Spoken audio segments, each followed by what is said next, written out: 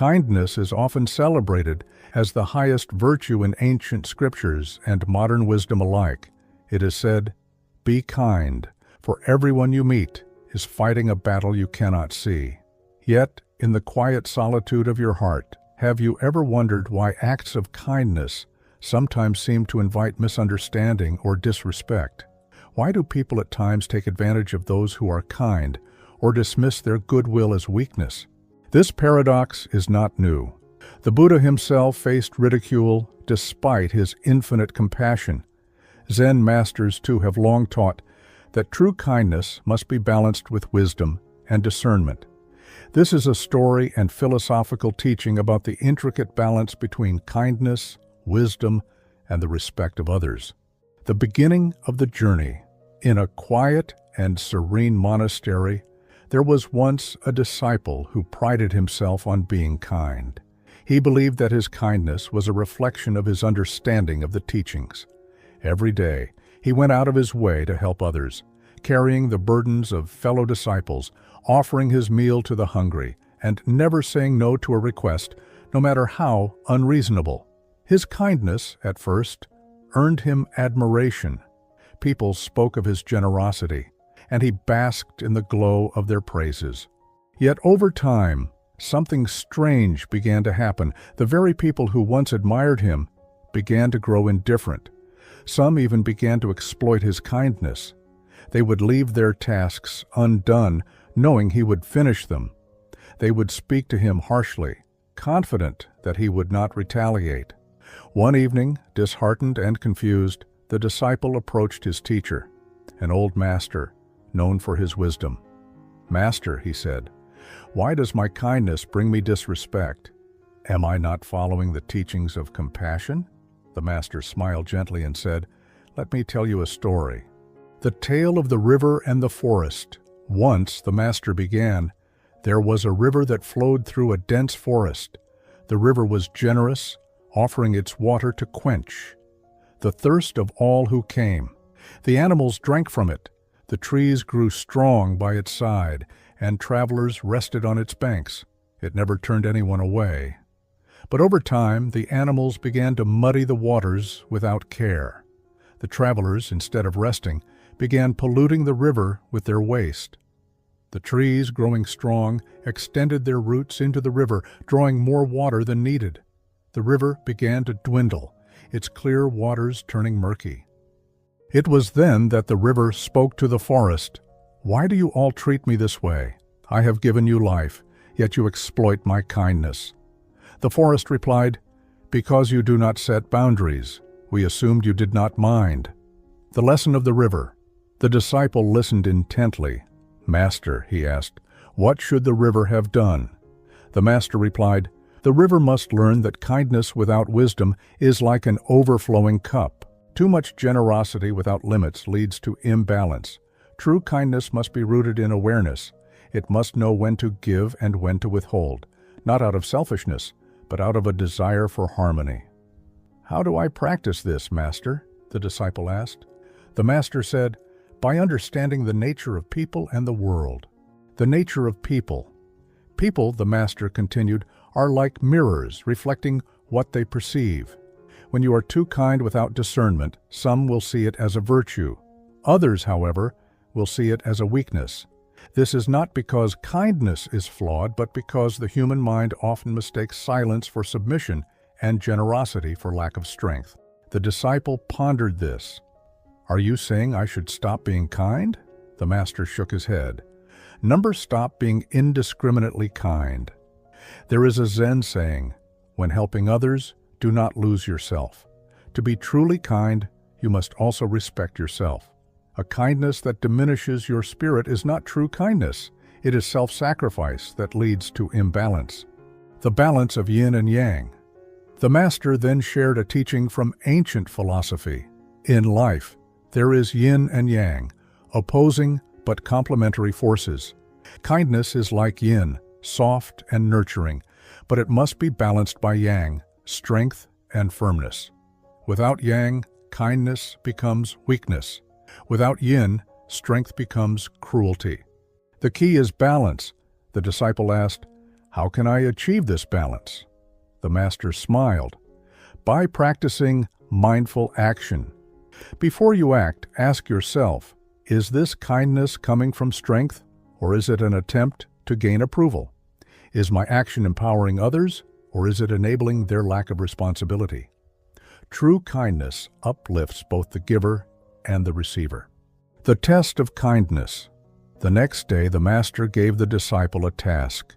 Go into the village and offer help where it is needed. But this time, be mindful.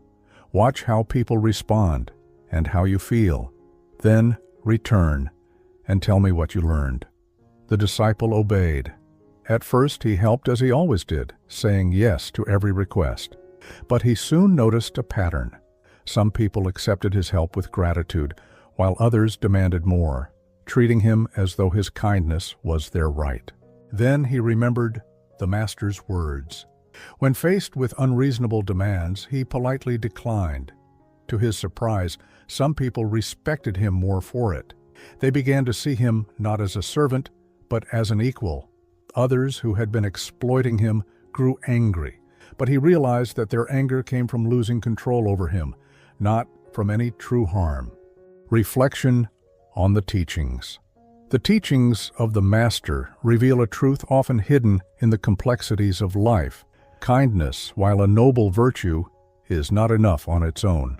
It must be accompanied by discernment and self-respect. This reflection invites us to examine not only how we express kindness, but also the underlying motivations and consequences of our actions. The mirror of self-awareness. To truly understand kindness, one must look inward. Why are we kind? Is it to alleviate another's suffering? To seek approval? To avoid conflict? In Zen philosophy, self-awareness is the foundation of all action. Without this clarity, even the purest intentions can lead to unintended harm. Consider the disciple's initial approach. His kindness, though genuine, was unbalanced. It came from a desire to embody the teachings of compassion, but lacked the strength to set boundaries. His story reflects the common mistake of equating kindness with self-sacrifice, a misunderstanding that often leads to resentment and exhaustion. The power of boundaries. Boundaries are not barriers. They are expressions of respect for oneself and for others. When the disciple began to set boundaries, he discovered that not all reactions were positive.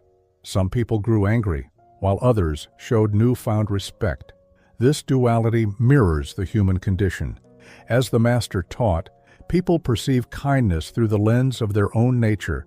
Boundaries teach others how to treat us.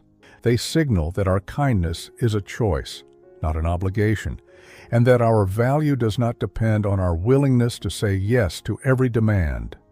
In this way, boundaries transform kindness from a passive act to an empowered one. The balance between giving and receiving. In Buddhist philosophy, balance is a central theme. The act of giving must be balanced with the ability to receive. Kindness that flows only outward becomes unsustainable, like a river that never replenishes its source. The disciple learned that his kindness could not uplift others if it drained him. By preserving his own energy and well-being, he could offer more meaningful support. This balance requires mindfulness. Before giving, ask, is this action coming from abundance or depletion? Will it serve the greater harmony, or will it create dependence? True kindness uplifts both the giver and the receiver, fostering mutual growth. Compassion without attachment. One of the most profound Zen teachings is that compassion must be free of attachment. The Buddha himself taught that clinging to outcomes, even noble ones, leads to suffering. The disciple's initial kindness was tied to a desire for approval and harmony. When these expectations were unmet, he felt disrespected and disheartened. Through the Master's guidance, he learned to practice compassion without attachment. By letting go of the need for recognition or reciprocation, his kindness became an offering of his true self. In this state, even disrespect could not disturb his inner peace, because his actions were no longer driven by external validation. Strength and softness. In Zen, softness is not weakness. It is a form of strength. Water, though soft, can carve mountains. Kindness, when rooted in self-respect and wisdom, is like water, gentle yet powerful. The disciple discovered that saying no did not diminish his compassion. It amplified it by ensuring that his kindness was purposeful and sustainable. This principle applies to all aspects of life, whether in relationships, work, or community. Kindness should flow from a place of strength. It should inspire respect, not pity or exploitation.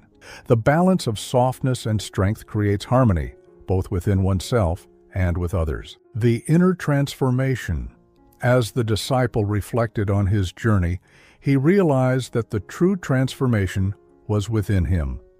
The disrespect he faced was not a reflection of his kindness, but of the imbalance in his approach. By aligning his actions with wisdom and self-awareness, he not only regained the respect of others, but also deepened his respect for himself. This inner transformation is the essence of Zen practice. Life's challenges, like the paradox of kindness, are opportunities to grow. Through mindfulness, we learn to navigate these challenges with grace, turning obstacles into stepping stones. Integrating the teachings into life. To integrate these teachings into daily life, consider the following practices. 1. Pause and reflect before offering kindness. Take a moment to reflect. Is this action coming from genuine compassion or a fear of rejection? Mindful awareness ensures that your kindness is intentional and balanced. 2. Set boundaries with love. Boundaries are not walls. They are bridges to mutual respect. Practice saying no with kindness, knowing that it is an act of self-care and honesty. 3. Practice compassion without attachment. Let go of the need for recognition or reciprocation. True kindness is an offering, not a transaction. 4.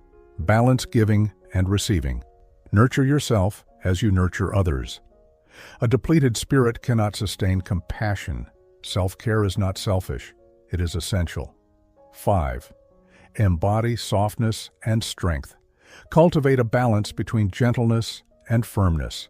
Let your kindness flow like water, adaptable yet unstoppable. The disciple's journey is a reflection of our own. We all face moments when our kindness is misunderstood or exploited. These experiences are not failures, but opportunities to refine our understanding. By balancing compassion with wisdom, setting boundaries with love, and practicing self-awareness, we transform kindness into a source of strength and harmony. The Master's final words resonate deeply. A tree that bends with the wind does not break, but a tree that bends too much loses its roots. Let your kindness bend with the world, but never lose the roots of self-respect and wisdom. In this balance lies the true power of compassion. Thanks for watching. I hope you enjoyed this video.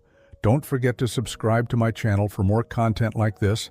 Just click the subscribe button below and hit the notification bell so you never miss an update. Also, feel free to leave a comment and let me know what you'd like to see next. See you in the next video.